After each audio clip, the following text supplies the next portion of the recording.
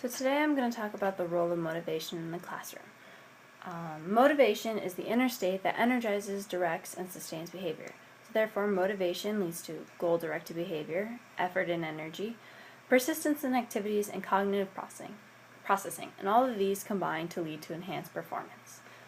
There's been a lot of research done on motivation, so I'm going to talk about 4 different models and how they relate to the classroom.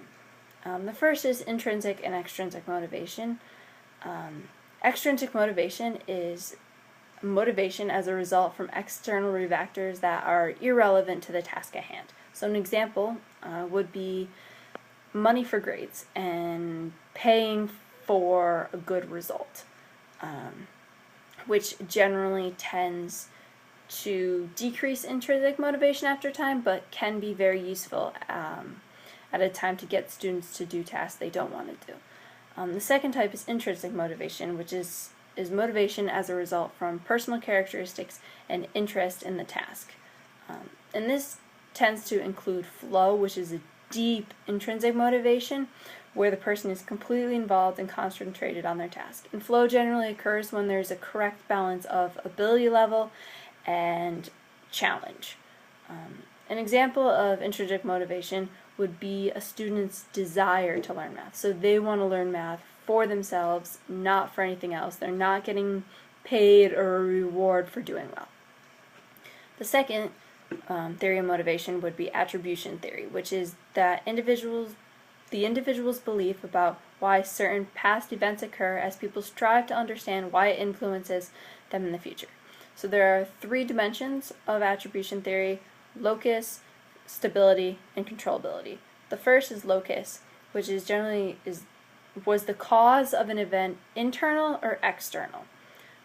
So an example would be, did I fail a test because I don't have the correct ability level in this subject, which would be an internal cause, or did I fail because my teacher can't teach, would be an external cause, and blaming the result on someone else. And then locus is generally related to feelings of pride and self-esteem. The second dimension is stability. So is the cause stable, unchanging, or unstable, or changing? So say I failed the test. Was it because I have a permanent lack of ability, which would be a stable concept because the lack of ability is permanent, or was it because I was sick during the exam, which doesn't happen all the time? So stability is generally related to feelings of hopefulness or hopelessness, depending on the result. And the third dimension is controllability. So was the cause under the perceived control of the individual? So an example, say if, again, I failed the test, which hopefully I don't want to do. So was it because I didn't practice enough, which was under my control, and I could have changed that and prepared more for the test, or was it because I really do have a belief in the lack of my ability, which is something I can't control, or I perceive I can't control my ability level. So this is related to feelings of shame, guilt, anger, gratitude, and pity. And there are also several, besides the examples, there are several implications for teachers. One thing to really know is that they really can affect students' attributions, and that they need to make sure they influence them in the correct way. The second thing teachers can do is that they can educate parents on how they influence their child's attributions. And the third is to really know that students do think about the cause of their own success and failure. So it's key to know this because then they can affect their students' attributions and shape them in the right way that pushes them towards believing in success. The next theory of motivation is goal-oriented theory, which examines why students engage in the activities they do. So there's 2 types: mastery goals and performance goals. The first mastery goal is just a desire to acquire new knowledge and skills. It's a thing to better themselves. They want to be good at something for themselves, not for anyone else. So an example would be to complete practice problems because I want to be better at whatever subject I'm practicing: math, social studies, reading, art, I don't know how you can do abstract problems art, but maybe make drawings. And then the other type is performance goals, which is desire to demonstrate ability and make good impression. And performance goals can also be split into two types. One is a performance approach goal, which is to look good and receive favorable judgment. So an example in the classroom would be to volunteer to read aloud all the time so I can show everyone how well I can read. The second would be a performance avoidance goal, which is to don't want to look bad in front of my classmates. So say I was giving a presentation with a partner. I would let the partner speak so that I don't look stupid in front of the class.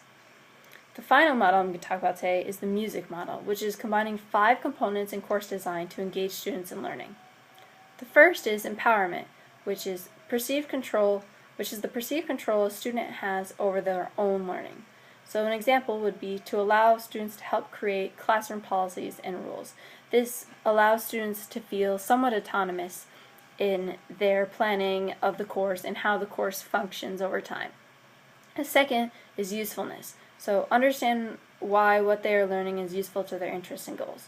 So an example would be to explain how content relates to the real world. How does, say, parabolic equations relate to pitching a baseball? And leaving that up for the student to find out. The third component is success, which is students succeed with learning knowledge and putting forth the effort required to learn that knowledge. So an example would be to balance difficulty of a task with the student's ability level.